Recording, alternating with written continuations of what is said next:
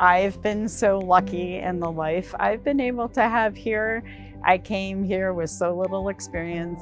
I had always wanted to see Alaska and thought fishing in Alaska might be a way to make money for college and have an adventure. And so I got across country on a Greyhound bus and came up on the ferry and knew before I got off the ferry that I wanted to live in Sitka.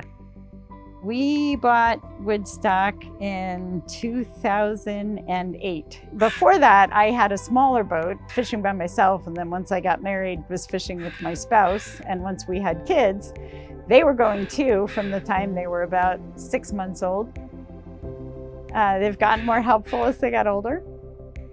Well, Alpha's mission is really to promote sustainable fisheries and healthy fishing communities, and that's really where my heart is.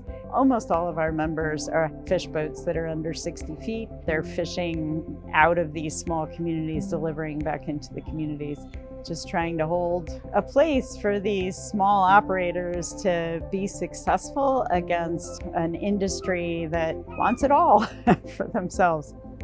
You know, my perfect world, small-scale fisheries would flourish here in Alaska and all around the world.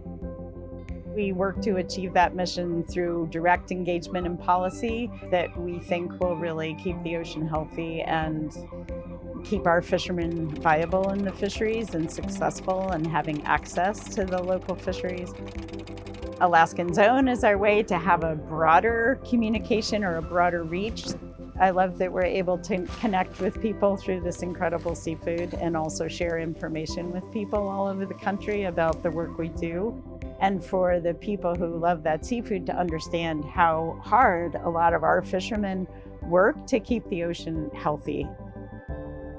Our fishery conservation network brings fishermen in with their incredible problem-solving skills to work collaboratively to address conservation issues or management issues.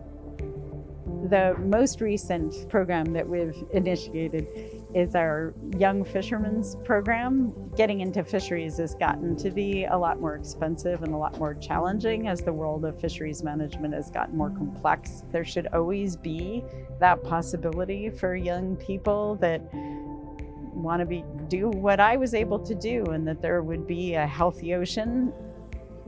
When COVID hit, we worked with our local processors to get fish that our fishermen would donate and distribute it every week to families in need. And then that grew into getting seafood to military bases all across Alaska, to communities here in Southeast Alaska, as well as the Alaska Peninsula. We've provided over 400,000 meals between the Pacific Northwest and Alaska, and I'm really hoping we can keep shipping seafood to other communities because it seems like that need is definitely ongoing. I see a real awareness growing now in fishermen about climate change. And since fishermen are really on the front lines of it, I'm hopeful that the more we can get fishermen to raise their voices and saying, hey, climate change is affecting our livelihood, and this livelihood is so important to our communities and to the economy of Alaska, that we'll be able to get our delegation to start paying attention and really be leaders. It's this amazing place to live in and harvest fish and deliver it to this community. And it sounds like so little to ask, but it's really so huge to be able to hold on to it. So to me, success is taking care of this resource and taking care of these fishing families, and we live in a way that we support the health of these resources on this planet.